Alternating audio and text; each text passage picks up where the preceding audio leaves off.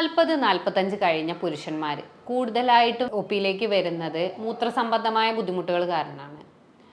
ഇടയ്ക്കിടയ്ക്ക് മൂത്രം ഒഴിക്കാൻ മുട്ടുന്നു, മൂത്രം പിടിച്ചു നിൽക്കാൻ പറ്റുന്നില്ല, പിന്നെ തോന്നുമ്പോഴേക്ക് പോകേണ്ട ഒരു അവസ്ഥയാണ്. രാത്രിയിൽ കൂടുതൽ തവണ മൂത്രം ഒഴിക്കുന്നു. ഇത്തരം ലക്ഷണങ്ങൾ അവർ പൊതുവായിട്ട് പറയാറുണ്ട്. അപ്പോൾ എന്തുകൊണ്ടാണ് ഇത്തരം ബുദ്ധിമുട്ടുകൾ വരുന്നത്? അതാണ് ഇന്ന് നമ്മൾ വീഡിയോയിൽ നോക്കാൻ പോകുന്നത്. ഞാൻ doctor Gopika, doctor Basil homeo hospital, Pandikkad, Malappuram ജില്ല, കോഴിക്കോട്, നടക്കാവ്.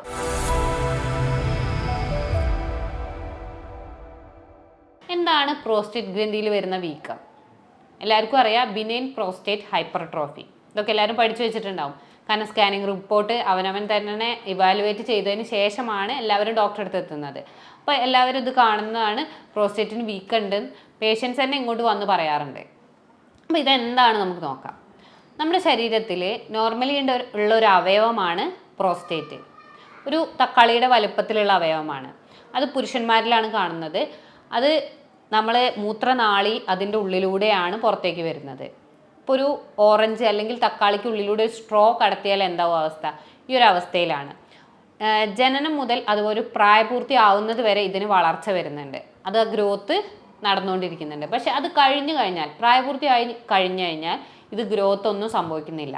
പിന്നെ ഒരു 40-45 വയസ്സ് വരെ അത് അതിൻ്റെ എന്താണോ നോർമൽ ഗ്രോത്ത് അത് തന്നെ നിൽക്കുകയാണ് ചെയ്യുന്നത്. പിന്നീട് ഒരു വളർച്ചയോ അല്ലെങ്കിൽ മാറ്റങ്ങളോ സംഭവിക്കുന്നില്ല. ഇത് കഴിഞ്ഞാൽ ഒരു 80-85% ആളുകളിലും ഇതിനൊരു അബ്നോർമൽ ഗ്രോത്ത് അല്ല, ഈ ഗ്രന്ഥിയുടെ ഉള്ളിൽ ചെറിയ നൊഡ്യൂളുകൾ ഉണ്ടാവും. ഈ നൊഡ്യൂളുകൾ ചെറിയ ചെറിയ മുഴകളാണ്. ഇത് കൂടി ചേർന്നിട്ട് വലുതാവും. ഈ സമയത്താണ് നമ്മൾ പറയുക ബിനൈൻ പ്രോസ്റ്റേറ്റ് ഹൈപ്പർട്രോഫി.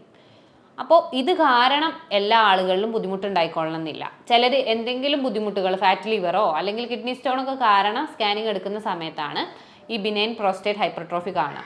ബുദ്ധിമുട്ടുകളൊന്നും ഇല്ല എന്നുണ്ടെങ്കിൽ ഇതൊരു നോർമൽ കണ്ടീഷനാണ്. പക്ഷേ ഇത് കാരണം എന്തെങ്കിലും ബുദ്ധിമുട്ടുകൾ വരാം. മെയിനായിട്ട് ഈ നൊഡ്യൂൾ വന്നിട്ട് ഇത് കൂടിച്ചേർന്നത് ഈ മൂത്രനാളിയുടെ സൈഡിലാണ് എന്നുണ്ടെങ്കിൽ അത് മൂത്രനാളിയിൽ പ്രസ് ചെയ്യുകയും അത് കാരണം മൂത്രസംബന്ധമായ ബുദ്ധിമുട്ടുകൾ ഉണ്ടാവുകയും ചെയ്യും. പിന്നെ മൂത്രാശയ രോഗങ്ങൾ ഇത് കാരണം മാത്രം വരുന്നതെന്ന് ചിന്തിക്കരുത്. പ്രമേഹം കാരണം മൂത്രാശയ രോഗങ്ങൾ വരാം. അതുപോലെ തന്നെ നട്ടല് സംബന്ധമായ എന്തെങ്കിലും തകരാറുകൾ, വീഴ്ചയോ അല്ലെങ്കിൽ സ്പൈനൽ കോഡിന് എന്തെങ്കിലും ഇഞ്ചുറി വന്നിട്ടുണ്ടെന്നുണ്ടെങ്കിൽ ഇത് കാരണമൊക്കെ മൂത്രാശയ രോഗങ്ങൾ വരാം. അപ്പോൾ അത് കാരണമാണോ വന്നത്, അല്ല പ്രോസ്റ്റേറ്റിൻ്റെ എൻലാർജ്മെൻറ്റ് കാരണമാണോ എന്നുള്ളത് കറക്റ്റായിട്ട് ഡയഗ്നോസ് ചെയ്യണം. ഇത് നമ്മൾ ചെയ്യുന്നത് എന്ന് പറഞ്ഞു കഴിഞ്ഞാൽ നമുക്ക് USG സ്കാനിങ്ങിലൂടെയാണ് കറക്റ്റ് ഇതിന് മനസ്സിലാക്കാൻ പറ്റുക എത്രത്തോളം വീക്കം വരുന്നുണ്ട്. പിന്നെ സ്കാനിങ് ചെയ്യുന്ന സമയത്ത് പ്രോസ്റ്റേറ്റിൻ്റെ വീക്കം അറിയാൻ നിങ്ങൾ കൂടുതലായിട്ട് വെള്ളം കുടിച്ചു പോയിട്ട് സ്കാനിങ് ചെയ്യേണ്ടതല്ല. ഒരു 400-600 മില്ലി വെള്ളം മാത്രം കുടിക്കാം. കുടിച്ചതിന് ശേഷം അത് മൂത്രം നിറയാൻ വേണ്ടിയിട്ട് വെയിറ്റ് ചെയ്യുക. അതിന് ശേഷമാണ് നമ്മൾ സ്കാനിങ് ചെയ്യേണ്ടത്. ആ സമയത്തേ ഉള്ളൂ നമുക്ക് പ്രോസ്റ്റേറ്റിൻ്റെ വീക്കം ഉണ്ടോ, അത് ഒഴിച്ചു കഴിഞ്ഞാൽ കംപ്ലീറ്റ് ആയിട്ട് പോകുന്നുണ്ടോ എന്ന് അറിയാൻ പറ്റും. അല്ലാതെ ഹെവി ആയിട്ട് 1-2 ലിറ്റർ വെള്ളം കുടിച്ചതിന് ശേഷമല്ല ഈ പ്രോസ്റ്റേറ്റിൻ്റെ വീക്കം നോക്കാൻ വേണ്ടി നമ്മൾ സ്കാനിങ് ചെയ്യേണ്ടത്. പിന്നെ നമ്മൾ ലക്ഷണങ്ങൾ എന്തൊക്കെയാണെന്ന് നോക്കാം. ഇടയ്ക്കിടയ്ക്ക് മൂത്രം ഒഴിക്കാൻ തോന്നുന്നു. നോർമലി ഒരു പ്രോസ്റ്റേറ്റ് ഗ്രോത്ത് ഒന്നുമില്ല, നോർമൽ വളർച്ചയിലാണെന്നുണ്ടെങ്കിൽ നമുക്ക് സാഹചര്യത്തിനനുസരിച്ച് മാത്രമേ മൂത്രം ഒഴിക്കാൻ തോന്നുകയുള്ളൂ. അതൊരു പറ്റാത്ത സാഹചര്യമാണെന്നുണ്ടെങ്കിൽ നമുക്കത് ഹോൾഡ് ചെയ്യാനും പിടിച്ചു നിൽക്കാനുള്ള ഒരു ശേഷിയുണ്ട്. അതുപോലെ തന്നെ ഇനി മൂത്രം ഒഴിക്കേണ്ട സാഹചര്യം വന്നു കഴിഞ്ഞാൽ അത് കംപ്ലീറ്റ് ആയിട്ട് പ്രൊജക്റ്റൈൽ ഫോഴ്സിൽ അത് കംപ്ലീറ്റ് പോവും. ഇടയ്ക്ക് അത് മുറിഞ്ഞു നിൽക്കുകയോ അല്ലെങ്കിൽ തുള്ളിയായി പോവുകയോ ചെയ്യില്ല. അതുപോലെ തന്നെ വേദന, ബുദ്ധിമുട്ടുകൾ ഉണ്ടാവില്ല. രാത്രി ഒരു 1-2 തവണ അതൊരു നോർമലാണ്. അതിൽ കൂടുതൽ തവണയാകുമ്പോഴേയുള്ളൂ അബ്നോർമൽ. ഇത്രയുമാണ് നോർമലി നടക്കുന്നത്.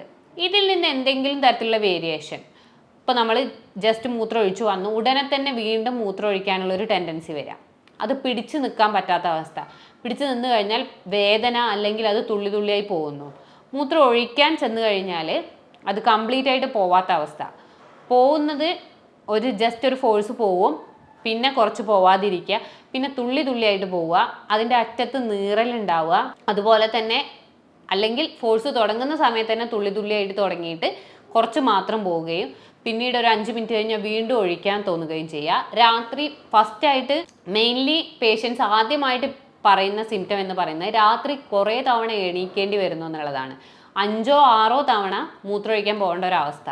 അത് അവരുടെ ഉറക്കത്തെ വരെ ബാധിക്കുന്നുണ്ട്. ഇത് പിന്നീട് ടെൻഷൻ, സ്ട്രെസ്, ഡിപ്രഷൻ ഈ ഒരു രീതിയിൽ വരെ ചിലരിൽ എത്താറുണ്ട്.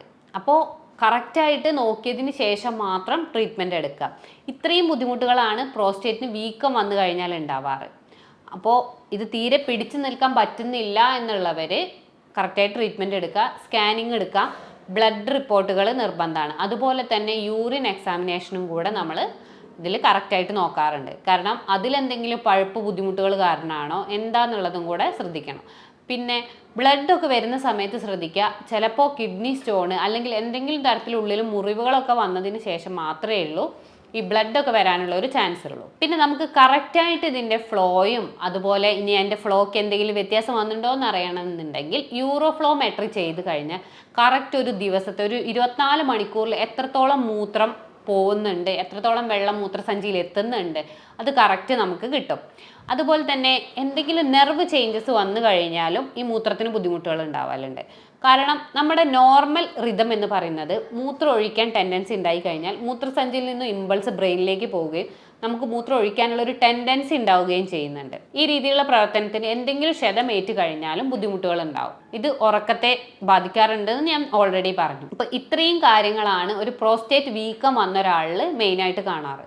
ഇങ്ങനെയുള്ളവർ ശ്രദ്ധിക്കേണ്ട ഒരു കാര്യം എന്ന് പറഞ്ഞു കഴിഞ്ഞാൽ നിക്കോട്ടിൻ അതുപോലെ ആൽക്കഹോൾ അടങ്ങിയത്, പുകവലി, ആൽക്കഹോൾ കംപ്ലീറ്റ് ആയിട്ടൊന്ന് ഒഴിവാക്കാൻ നോക്കുക. കാപ്പി, ചായ, ഇത് മസാലയുള്ള ഐറ്റംസ്, ബേക്കറി, ഇവ പ്രോസ്റ്റേറ്റിൻ്റെ ഗ്രോത്തിനെ കൂടുതലാക്കുന്നുണ്ട്. അപ്പോൾ ഇവയിലൊരു പരിധി വരെ നിയന്ത്രണം ഏർപ്പെടുത്താൻ നോക്കുക.